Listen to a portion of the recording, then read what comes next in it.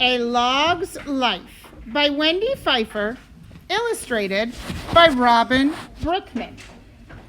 I'm going to be reading another nonfiction book to you, but this book is going to be different than A Piñata Fiesta. It is going to be different than Manfish. Listen as I'm reading for how you learn facts in this nonfiction book.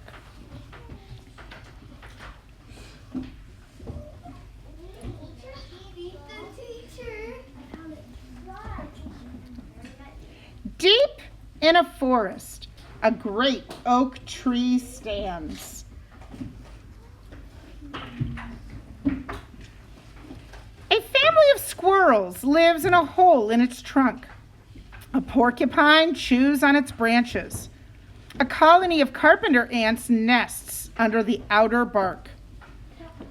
A woodpecker pecks at the rough bark, searching for insects. He spears one, devours it, and hunts for more.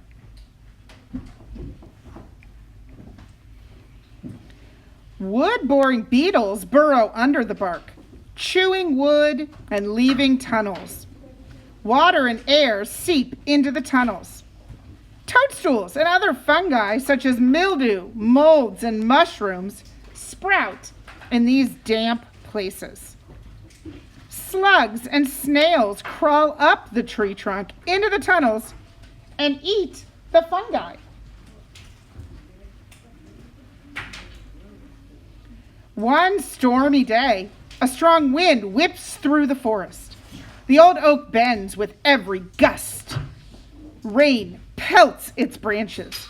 Wind tosses its leaves through the air. Lightning flashes and sizzles down its trunk. A thunderous crack startles the porcupine sleeping nearby. The tall oak begins to topple. Squirrels feel the trembling and scramble out of their hole. One strong gust of blustery wind tears the great oak's roots from the ground. The tree crashes down, shaking the forest floor. Branches break, limbs splinter, leaves scatter.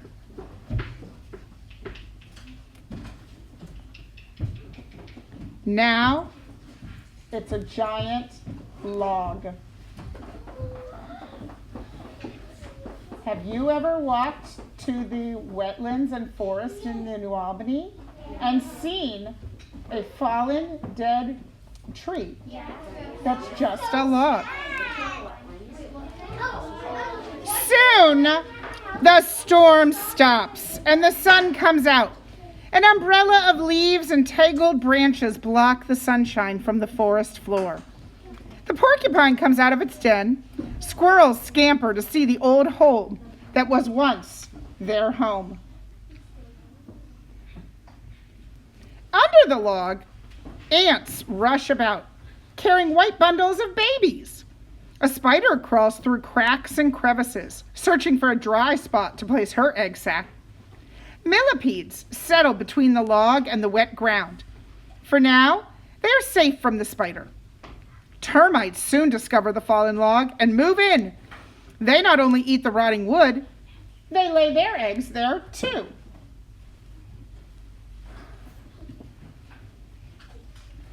For 3 or 4 years, through hot, cold, wet, and dry seasons, ants, beetles, fungi, slugs, snails, spiders, millipedes, and termites live in the log.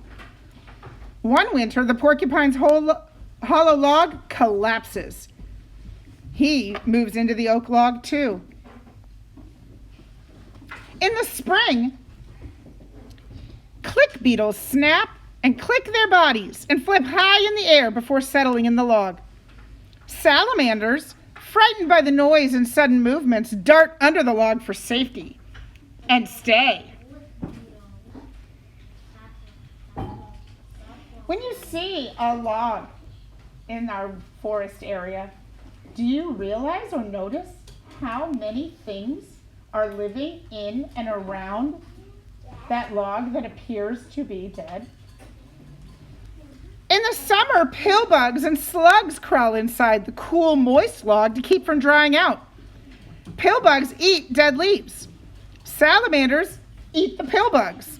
Slugs slip out at night and eat almost anything. The old log provides both food and shelter for millipedes. They eat decaying plants and trees, but spiders eat the millipedes. Decaying means dead or dying, so they eat the leaves and the parts of the tree that are dying. Several more years of hot, cold, wet, and dry seasons pass. Time, weather, and the chewing, pecking, boring, and tunneling of many animals and insects make the inside of the log spongy. The outer bark becomes soft and damp, and gradually it falls to the ground. Wood-boring insects have no wood to bore. They find another log. The woodpecker hunts for other trees to peck.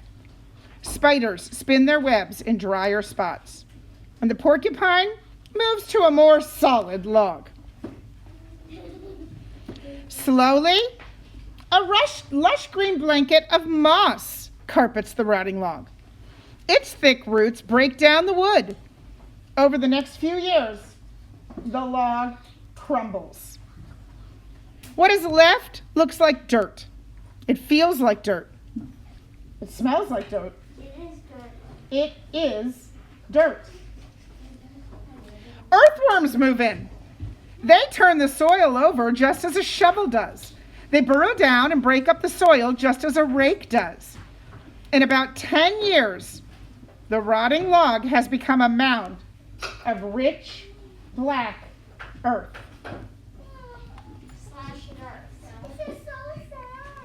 One autumn day, an acorn falls from a nearby oak tree.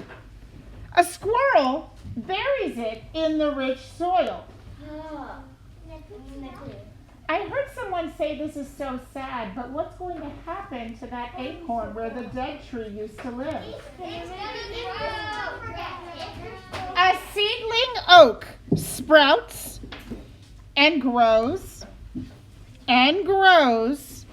until one day, deep in the forest, another great oak tree stands. Squirrels move in. So do the carpenter ants, beetles, and woodpeckers. The ants build nests, the beetles burrow, the woodpeckers peck. For years, life goes on in the oak tree. Then one night, the wind whistles through the tree. The old oak bends and shakes. It crashes to the floor and becomes another giant log.